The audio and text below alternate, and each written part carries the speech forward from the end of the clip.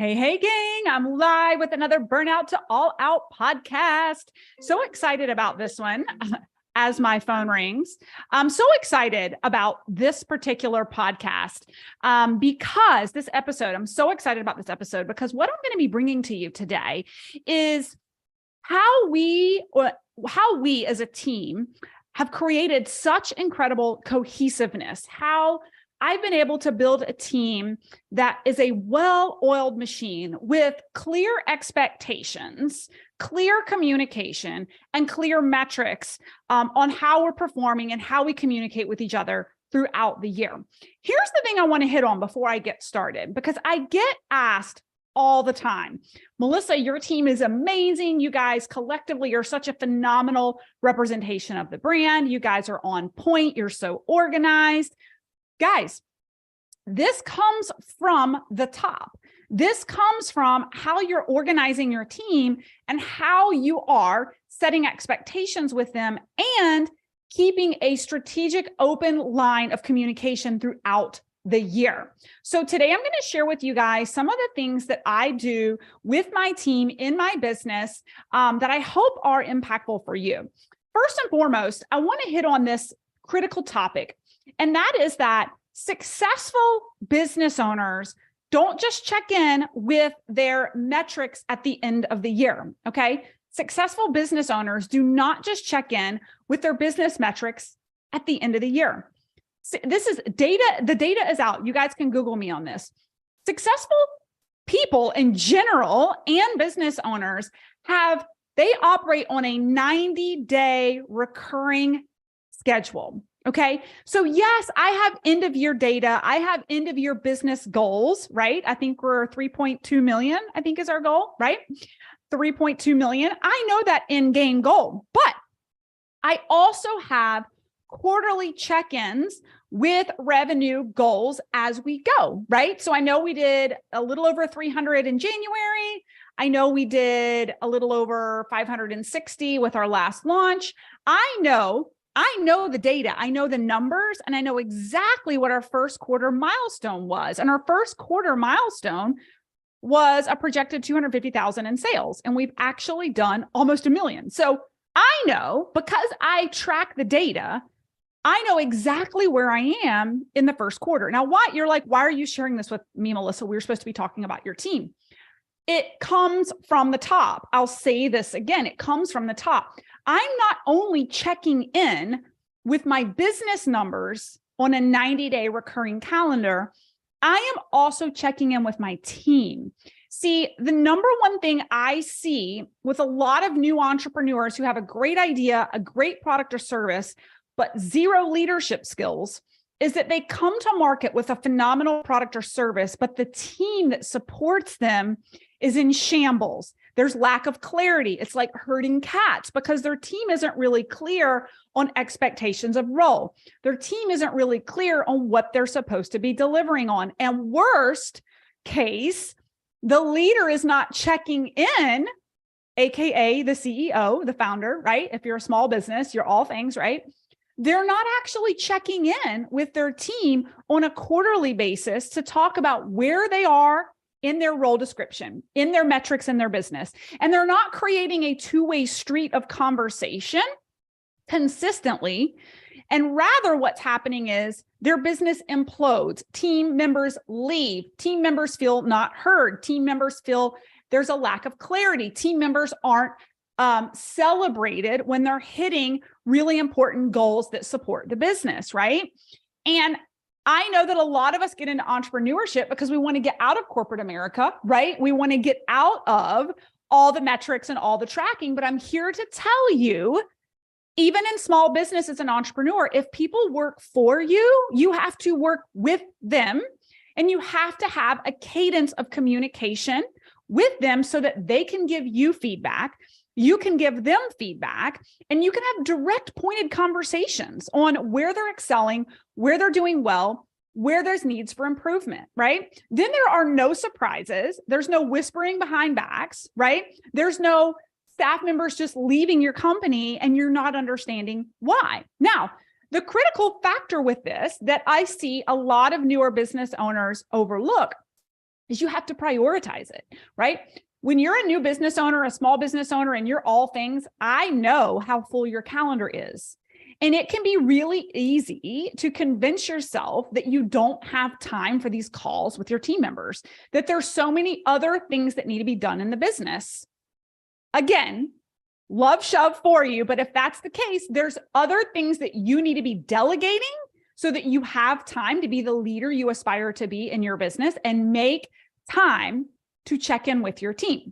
My quarterly check-ins, guys, they're 30 minutes. They're not that, if you're consistently doing them, they're not that much work, but it begins with a critical, clear expectation of the person you're hiring, a critical, clear expectation of their role, their job description, their weekly activities, and your expectations and their performance. And if that is all written down, when you meet quarterly, you have the foundation and active document to work from. Okay. So that is my pre-look or pre-discussion. That was a good chat. Before I talk to you about what my 90-day milestone check-ins look like with my team. So what I do to set myself up for my 90-day sessions, and by the way, I'm all about time blocking. So I literally block out a half to a full day, depending on how many people you have on your team, to do these all day long and be done. You're in the mode of being manager at this point, right? Even as the CEO of a small business, you are also a manager. You manage people, right? Unless you have an integrator who's doing it all for you, which if you're listening to my podcast, that's probably not you, right? So here is the deal. You want to pull, what I do is I have the active live document of their job description, their role description, and their activities, daily activities. And it's a live editable, is that a word? Editable document where I ask them to, on a quarterly basis, add anything in a different color that is a new task that they're taking on, a new project that they're taking on. See, those of us in the online space, sometimes people, we don't see them at all, maybe twice a year. We're not in an office with them. And it can get very muddy from a clarity perspective as a CEO, what your team is actually doing.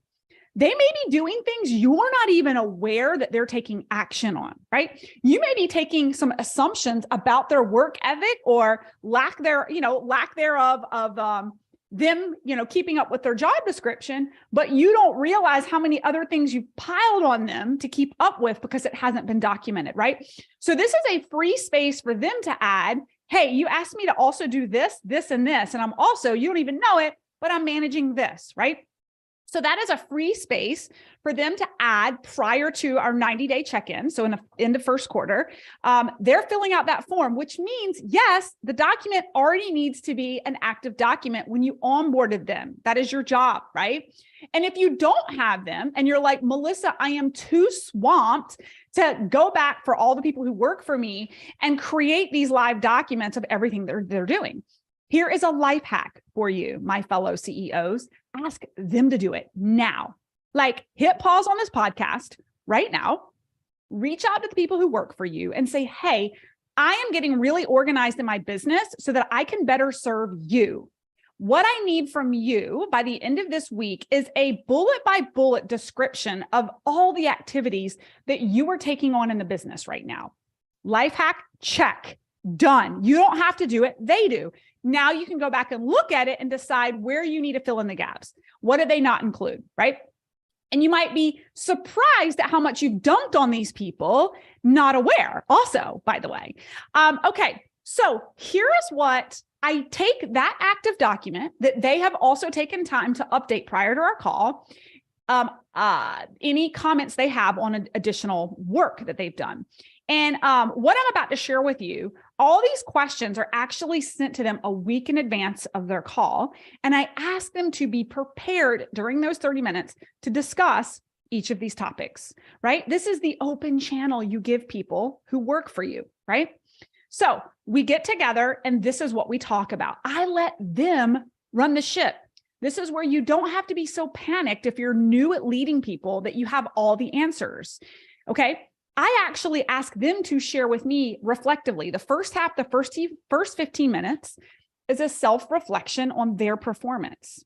And then also my feedback that I want to add about their performance. The second half, and this is going to make some of you guys uncomfortable, is a reflection and feedback on you as a leader, right? So 15 minutes is about them, 15 minutes is about you. Helps you uncover so many blind spots and creates connection and conversation with your team member who feels like they're heard and they're seen, right? And they're validated, okay? And gives you an open channel to recognize what they're doing well, but also have some corrective feedback early on in the year of what they need to be improving upon, right? And having full agreement and transparency around it, right? Okay, so here's the 3 questions that are around self-reflection that they have to come prepared to talk with me about. Number 1 is so simple. You guys are going to be like, oh my God, why am I not doing this? Okay. Number 1, what do you think you've excelled at thus far in the first quarter? How simple is that? You would be surprised at the phenomenal conversations you're going to have with your team when they get to share with you what they think they've done well, right? And then I let them speak first, and then I follow up with my 2 cents to add what I believe they've done well. Sometimes it's completely different than what they have seen that they have done well, okay? Number 2 is, what do you think that you could improve upon for the second quarter? Again, for those of you that are new in leadership, you may be getting sweaty palms about having to give feedback to someone about them falling short on their work. Here's the deal. Give them the chance to have the self-reflection to share with you first what they've been missing the mark on. They may or may not be aware. Full disclosure. But you'd be surprised at how many actually are very cognizant. Most are actually more self-critical than you would be about their work. And by the way, they're going to have much more clarity about whether they've been performing or not if you have clear expectations around what they're supposed to be doing on a monthly basis and the deliverables. If they're completely unaware of their lack of performance, it could be a sign that you're not clear on expectations on what needs to be done. Could or could not, just putting it out there, right? Sometimes you hire a dud and they're just totally non-aware, and this is where you have to have the conversation, right? And it may not be a dud. It may just be someone who lacks the awareness, lack of clear communication when they were first onboarded, and expectation, right? Okay, so what could you improve upon? Let them answer first. Okay.